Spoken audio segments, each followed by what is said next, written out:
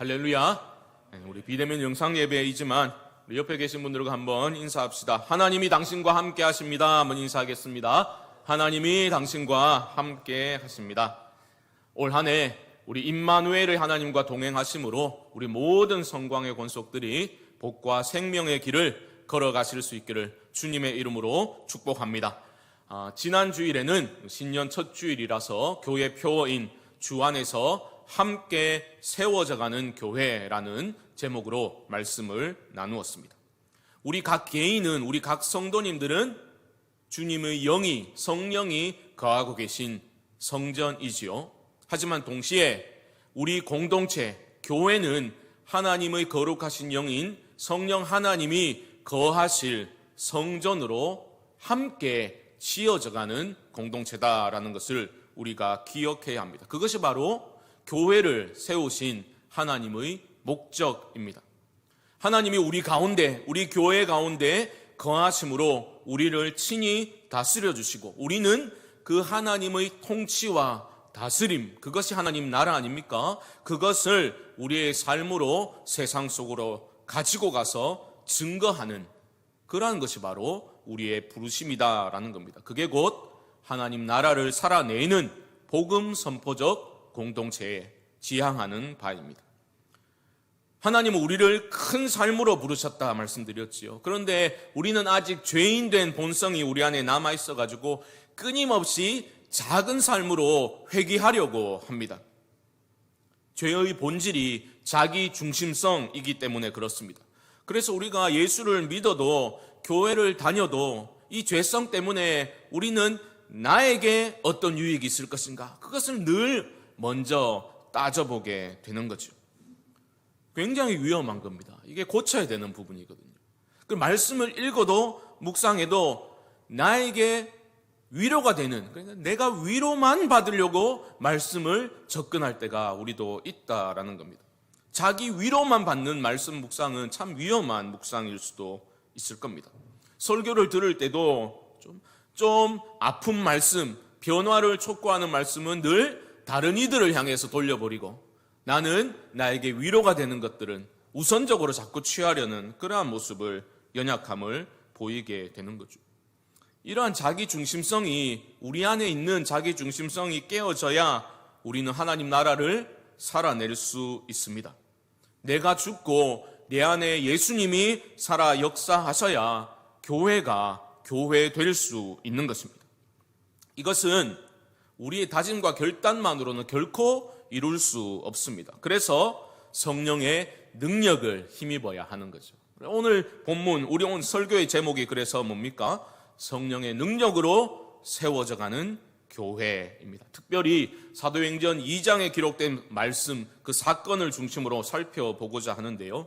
너무나 중요한 오순절 성령 강림 사건입니다. 이게 왜 중요한가 하면 오순절 성령 강림은 신약 교회의 탄생을 알려주는 그러한 사건이기 때문입니다. 오늘 본문을 우리가 잘 살펴보면 교회가 이런 곳이구나, 교회가 이런 것을 목표로 삼고 지향해 나가는구나, 또 교회라면 이런 일들에 집중해야 하는구나 라는 것을 발견하게 될 것입니다. 오늘 사실 주보 4W에는 본문 42절에 나타난 성령 충만한 교회가 어떤 일들에 집중하는가, 그것을 이제 주로 기록해 두었는데요. 제가 말씀을 준비하다 보니까 앞부분에 이걸 더 증인의 삶이 중요하구나라는 것이 좀 감동이 되어서 그 세 가지 특징은 다음 주일에 살펴보기로 하고, 오늘은 증인 공동체로서 교회는 어떠한 곳이어야 하는가에 대해서 성령의 능력과 연관지어서 한번 말씀을 집중적으로 살펴보고자 합니다. 주님은 우리를 증인으로 부르셨습니다. 그러므로 부름받은 우리들이 모인 이 교회는 증인 공동체입니다.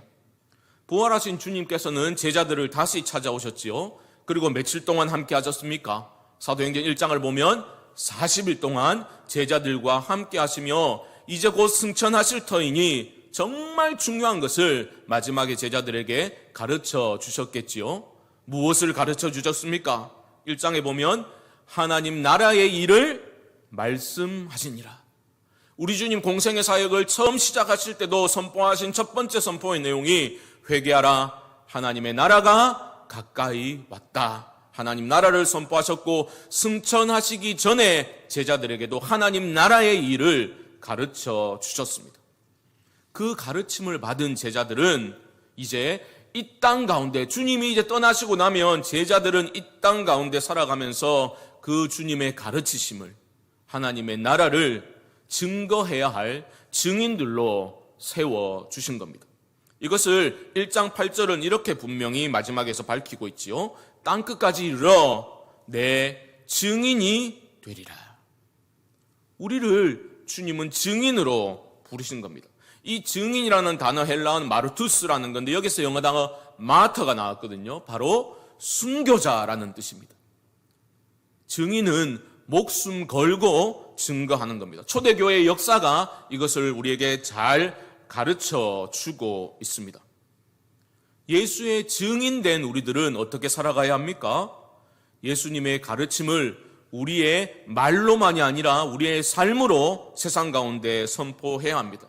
우리는 예수님을 닮아가기를 소망하고 이 깨어진 세상 가운데서 주님의 손과 발이 되어 작은 예수로 하나님 나라를 회복시켜 나가는 그러한 사람의 삶을 살아야 된다라는 그러한 다짐과 결단이 우리 안에 끊어지면 안 되는 것이죠. 그런데 우리는 어느 순간 예수님의 증인들로 살아가는 것이 아니라 어떻게 살아가기 시작합니까? 예수님이 내가 원하는 것들을 좀 이루어 주시는 쪽으로, 내가 원하는 것이 중심이 된 그러한 신앙생활을 그런 쪽으로 경도되기 시작했습니다. 예수님의 제자요, 예수의 증인이 아니라 그저 예수님께 열광하는 팬이 되어버린 겁니다. 그 열광의 이유도 잘 들여다보면 주님의 복음 때문에 열광하는 것이 아니라 무엇 때문입니까? 내 힘과 능력으로 이룰 수 없는 것, 주님의 그 능력으로 내가 원하는 것들 좀 이루어 주시기를 간절히 바라는 그 간절함 때문에 우리는 주님께 열광할 때가 대부분이라는 겁니다. 그래서 저마다 주님, 저의 부르심은 무엇입니까? 소명에 대해서 말을 하지만 그것도 내가 원하는 것들이 이런 것들이 있는데 이 중에서 주님 어떤 게 분명히 성공할 수 있는 길이겠습니까? 좀 알려주십시오. 그런 쪽으로 접근을 하는 경우가 대부분입니다. 하지만 여러분, 소명, 콜링이라는 것은 그런 것들이 아닙니다. 주님, 제가 A라는 직장에 갈까요? B라는 직장에 갈까요? 제가 취직할까요? 공부를 더 해가지고 가르치는 자리에 갈까요? 이런 것들을 알려달라는 게 소명의 우선적인 의미가 아닙니다. 소명이라는 것은 부를 소의 목숨명이기도 하지 않습니까? 그러니까 소명이라는 것은 근본적으로 나의 목숨을 부르실 수 있는 분이 계시다라는 거죠. 내 목숨을 요구할 수 있는 분이, 내 생명의 주인이 따로 계시다라는 것을 인식할 때에 참된 소명이 될 수 있는 겁니다. 그리스도 안에서 우리는 새롭게 창조되었지 않습니까? 새 생명을 얻었지 않습니까? 결코 잃을 수 없는 영생을 소유하였지 않습니까? 그런 의미에서 우리는 이 땅을 덤으로 살아가는 사람들 아닙니까? 그것을 기억할 때 우리의 목숨을 기꺼이 내어드릴 수 있는 증인된 삶을 살아갈 수 있다라는 것이죠. 그런데 이게 우리 좀 컨디션 괜찮을 때는 좀 감동도 되고 인정도 되고 이런데 실제 삶으로 나가게 되면 금세 잊혀져 버리게 됩니다. 머리로는 인정이 되는데 막상 살아내기에는 불가능한 그러한 가르침으로 우리에게 다가올 때가 많습니다. 인간적 차원으로 생각해 보면 이러한 거리낌과 부담감은 너무나 당연한 것이겠죠.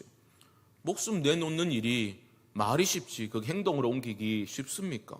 죽음이야말로 인간의 가장 근원적인 두려움 아닙니까? 그런 점에서 증인의 삶을 산다라는 것은 내 힘으로 되는 것이 결코 아니죠.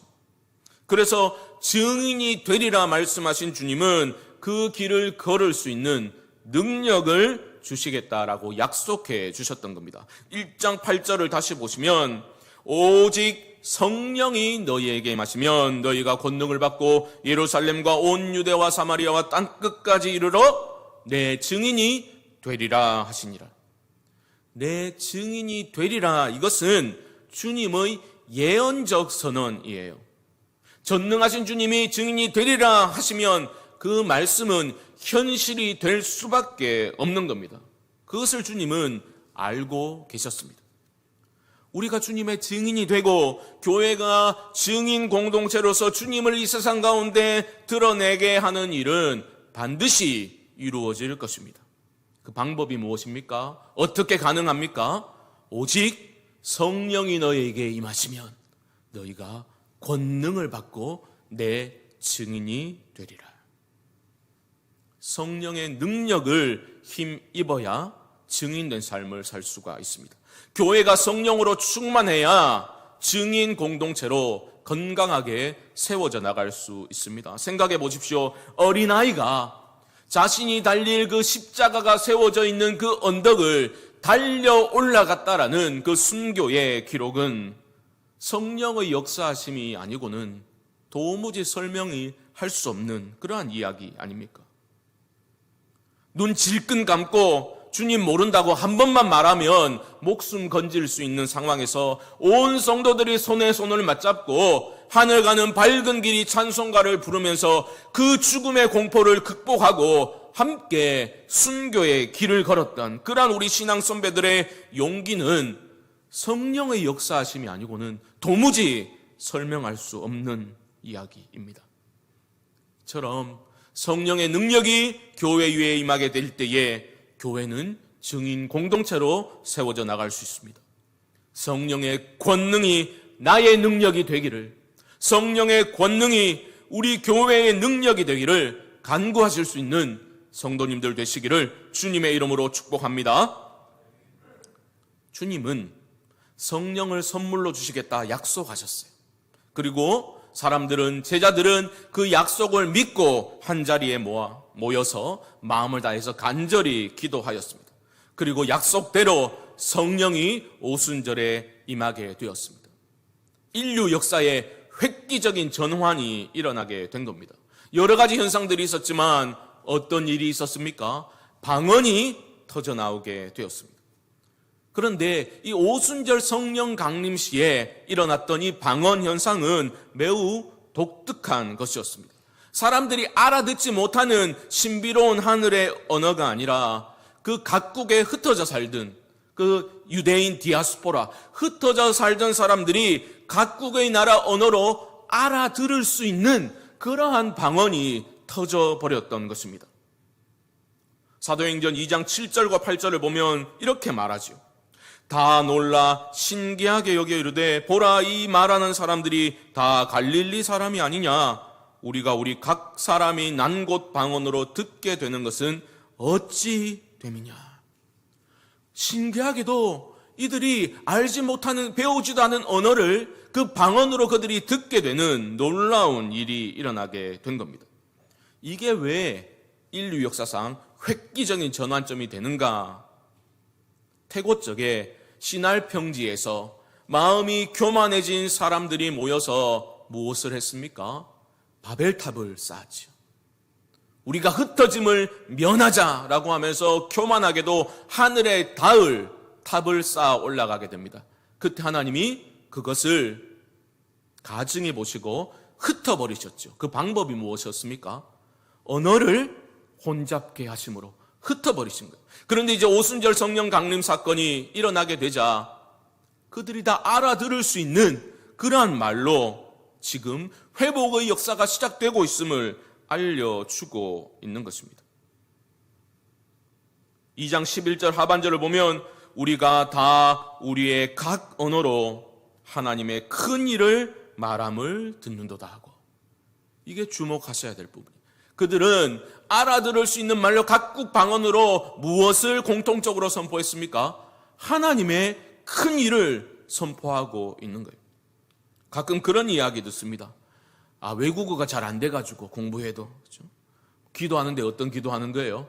영어 방언 터지게 해달라고, 중국어 필요하면 중국어 방언 터지게 해달라고 막 그렇게 기도하는 분들이 있다던데, 그 간절함은 이해 못하는 바가 아니나 하늘의 언어는 하나님의 큰 일을 선포하는 것이 우선이어야 하는 것 아닙니까?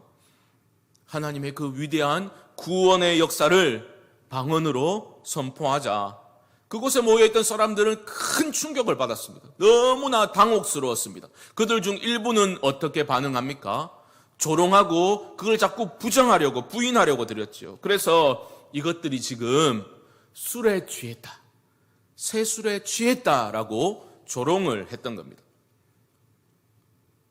오늘 제가 읽었던 성경 본문 37절, 그 절은 이렇게 시작을 합니다. 그들이 이 말을 듣고 라고 시작하지요. 이 말은 무슨 뜻입니까? 이제 너희들이 술 취했다라고 조롱했던 사람들의 그 조롱을 기회로 삼아서 베드로가 성령 충만하여 엄청난 설교를 하게 됩니다. 이 말은 그 설교를 가리키고 있는 것이죠. 여러분, 우리가 오늘 읽지는 않았지만 이 베드로가 했던 이 설교의 내용을 여러분 한번 집에 찬찬히 한번 살펴보십시오. 성령 충만하게 될 때 어떠한 능력이 나타나게 되는지를 우리가 분명히 발견하게 됩니다.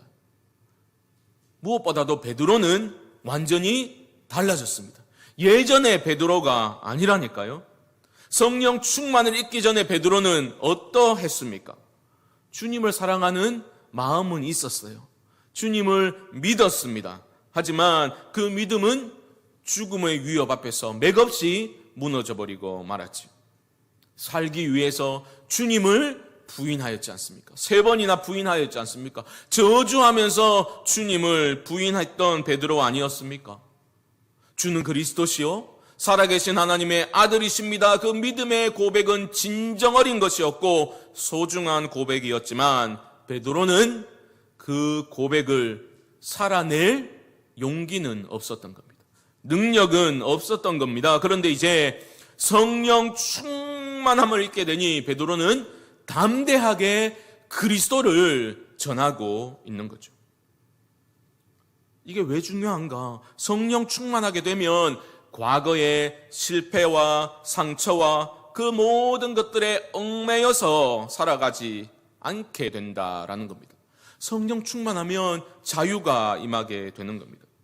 베드로에게는 철저히 실패한 그런 과거사가 있었지만 성령님이 임하시면 그 모든 아픔과 상처와 쓴뿌리를 넘어서서 하나님이 하라 하신 일을 할 수 있도록 전진하도록 성령님은 우리를 이끌어 가신다라는 겁니다. 그것이 바로 성령의 능력입니다. 또한 베드로의 설교를 살펴보면 너무나 그리스도 중심적이죠. 그리고 말씀 중심적인 것을, 성경 중심적인 것을 우리는 발견하게 됩니다. 너무나 당연한 것이라고 할 수 있죠. 성령, 하나님의 영은 하나님의 가장 깊은 것까지 통달하시는 영이시니 성령 충만과 말씀 충만은 함께 가는 것이죠. 우리 장로님 대표기도 때 말씀하셨지만 이 한 주간 우리는 신년 특세를 진행했습니다. 복과 생명의 길을 걸읍시다 라는 주제로 함께 시편 1편 말씀을 살펴보았죠. 복과 생명의 근원이신 그 하나님의 말씀을 우리가 매일매일 즐거이 읽고 읊조리면서 우리의 마음에 새기고 그 말씀의 다스림을 받기를 간절히 소망하며 살아갈 때에 우리가 복과 생명으로 충만한 삶을 살 수 있는 것 아닙니까? 말씀을 마음에 새기고 묵상할 때 말씀의 다스림을 받게 되고 그때 우리는 내 생각대로가 아니라 말씀대로 사는 것이 최고의 삶이로구나. 그것을 깊이 인식하게 되는 것 아닙니까? 믿게 되는 것 아닙니까? 베드로를 보십시오. 성령으로 충만했던 그는 하나님의 말씀으로 또한 충만했습니다. 사랑하는 성광의 성도 여러분, 그러므로 여러분 하나님의 말씀을 펴셔서 매일매일 읽으시고 묵상하시고 그 말씀을 믿음으로 붙들고 마음에 새기시고 순종해 보시기 바랍니다. 그때 즐거이 하나님의 말씀을 붙들 때에 성령이 여러분들의 삶에서 강력히 역사하실 줄 믿습니다. 말씀을 묵상하셔야 돼요.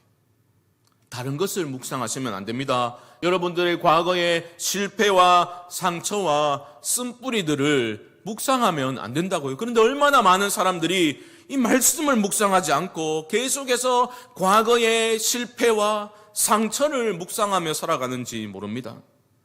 다른 사람에게 자신에게 좀 뾰족한 말 하면 그 말을 집에 가가지고 밤새도록 묵상하고 또 묵상하죠.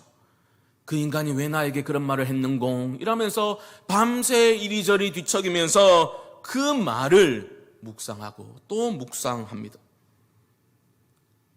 사람들의 말과 평가를 묵상하면 안 됩니다.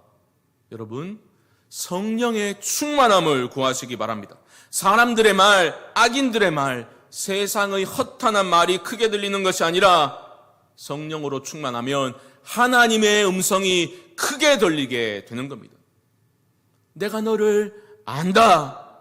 하나님의 음성을 듣게 될 것이고, 하나님의 음성이 우리에게 크게 들리면 우리는 하나님이 인정하시는 길을 걸을 수 있게 됩니다. 어떤 어려움이 있더라도 하나님께서 내려주시는 형통의 복을 누리며 살아갈 수 있게 되는 것입니다. 보십시오. 성령 충만하여서 베드로는 참으로 능력 있는 그의 인생 설교를 하였다라고 말할 수 있겠죠. 사람들은 어떻게 반응하였습니까? 2장 37절 말씀 보시면 그들이 이 말을 듣고 마음에 찔려 베드로와 다른 사도들에게 물어 이르되 형제들아 우리가 어찌할꼬 하거늘. 우리가 어찌할꼬. 그들의 마음에 찔림이 있었습니다. 그들은 탄식하며 이렇게 물을 수밖에 없었습니다. 우리가 어찌할꼬. 그들의 그러한 탄식과 그런 반응을 보면서 베드로는 자신의 옛 모습을 한번 떠올려 보았지 않겠습니까? 자기 또한 절망 가운데, 주님을 부인하고 절망 가운데 통곡했던 그 찔림의 기억이 베드로에게도 있었죠. 하지만 이제는 베드로는 알고 있습니다. 어떻게 행해야 하는지를 알고 있습니다. 38절 보시면 베드로가 이르되 너희가 회개하며 각각 예수 그리스도의 이름으로 세례를 받고 죄 사함을 받으라. 그리하면 성령의 선물을 받으리니. 예수 믿고 죄 사함의 세례를 받게 되면 성령의 선물을 받을 것이다. 이미 자신이 그것을 받았거든요. 그러니까 자신 있게 권할 수 있었던 겁니다. 그런 찔림이 있어야 구원이 임하겠지만 이제 믿음으로 그 성령의 선물을 받게 되면 더 이상 하나님의 눈에 들기 위해서 애쓰지 않아도 된다라는 것을 이제 베드로는 너무나 잘 알고 있습니다. 왜요? 하나님은 베드로가 한 일들을 통해서 그가 얼마나 열심히 일했는지 그가 한 일을 통해서 그를 보는 것이 아니라 그리스도의 십자가를 통해서 베드로를 보시기 때문입니다. 십자가를 통해서 베드로를 보시고 용납해 주셨다라는 것을 그는 너무나 잘 알고 있었다라는 거죠. 사랑하는 성도 여러분, 우리가 예수를 믿고 따르면서도 우리 안에 어떤 정죄감에 사로잡혀 있다면 성령의 충만함을 간구하실 수 있기를 바랍니다. 성령이 여러분들의 마음을 다스릴 때에 우리는 참 자유를 누릴 수 있는 겁니다. 생각해 보십시오. 성도가 상벌 개념에 사로잡혀가지고 신앙생활을 한다. 하나님이 기뻐하시겠습니까? 내가 벌받기 무서워가지고 하나님께 순종한다. 아버지가 기뻐하시겠습니까? 내가 하나님의 눈에 좀 들어보려고 이런저런 일들을 열심히 한다. 그런 종교적 행위를 하는 것 하나님이 기뻐하시겠습니까? 제가 예화를 하나 드려드릴게요. 얼마 전에 성탄절 즈음에서 저희 집에서 있었던 일입니다. 저희 집 거실에 성탄절이고 하니까 자그마한 성탄 그 트리를 장식을 해두었거든요. 그런데 성탄절이 다 되어가니까 어느 날 보니까 그 나무에 카드가 하나 끼워져 있는 겁니다. 보니까 막내 아들 놈이 그걸 이제 카드를 하나 끼워 놓은 거예요. 처음이었거든요, 그런 일이. 그 속에 영감이 들어앉아 있으니까 이게 지금 도대체 또 무슨 의도로 이랬나 싶어가지고 제가 카드를 한번 열어봤습니다. 이런 내용이 적혀 있더군요. 산타 할아버지께, 산타 할아버지, 저는 임겸이에요. 선물은 슬라임이나 레고 76143으로 해주세요. 우리 집 가온이 용건만 간단히도 아닌데 굉장히 단도직입적으로 지가 원하는 거를 적어두었어요. 슬라임이나 그게 막 만드는 거거든요. 찐득찐득한 거. 슬라임이나 레고 76143 둘 중에 하나면 된다라는 거죠. 그런데 제 눈에 확 들어온 것은 마지막 문장이었습니다. 그리고 더 착하게 살겠습니다. 임겸 올림. 지도 지 삶이 어떤지 아는 거죠. 우리가 어찌할꼬. 그날이 다가오니까 내가 선물 받을 자격이 없구나. 내가 산타 눈에 들지 못했겠구나. 불안감에 앞으로 더 착하게 살겠습니다. 그런 다짐으로 이어지진 않았는가? 혼자 제가 한번 추측을 해봅니다. 사랑하는 성도 여러분, 우리는 이미 하나님의 눈에 들었습니다. 내가 무슨 대단한 일을 해서가 아니라 그리스도를 통해서 하나님이 우리 모두를 용납해 주신 거예요. 하나님의 눈에 들기 위해서 여러분 무엇인가를 열심히 하려고 들지 마십시오. 우리의 남은 생은 그런 것이 아니라 그런 감당할 수 없는 도무지 자격도 없는 나에게 예수 그리스도를 최고의 선물이신 예수 그리스도를 우리에게 주셔가지고 우리를 안아주신 거잖아요. 용납해 주신 그 은혜를 받은 사람으로서 그 은혜를 모르는 사람에게 너희들도 성령의 선물을 받을 수 있다는 것을 전하는 삶을 우리가 살아야 하는 겁니다. 그 은혜를 전하는 증인으로 살아가야 되는 거죠. 그것을 위해서는 다시 반복되지만 성령의 능력을 입어야 하는 것입니다. 그래야 성령의 능력을 입어야 성령의 선물이야말로 이 세상 그 무엇과도 바꿀 수 없는 최고의 가치구나라는 것을 나의 삶으로 선포할 수 있기 때문입니다. 내가 믿지도 않는데 내가 어떻게 삶으로 선포하겠습니까? 성령 충만한 베드로는 이전의 베드로가 아니었습니다. 그는 담대하였고 그 무엇도 두려워하지 않았습니다. 그에게는 신분이나 학식이나 소유의 많고 적음이 전혀 문제가 되지 않았어요. 2장 40절 말씀 보십시오. 또 여러 말로 확증하여 권하여 이르되 너희가 이 패역한 세대에서 구원을 받으라 하니. 잘 보십시오 여러분. 성령 충만하게 되면 영적 분별력이 생기죠. 성령으로 충만하게 된 베드로는 하나님이 기뻐하시는 삶의 원리를 떠나버린 이 세상이 얼마나 부패해져 있는가를 분명히 분별하게 되는 거죠. 꿰뚫어 보게 되는 거죠. 성령으로 충만하게 되면 그 사람은 하나님의 그 마음을 있는 그대로 느끼게 되는 겁니다. 이 깨어진 세상을 보시면서 신음하고 계시는 하나님의 그 아픔과 탄식을 그대로 느낀 사람은 그것을 에둘러 말하지 않고 하나님의 마음을 담아서 선포할 수밖에 없는 거죠.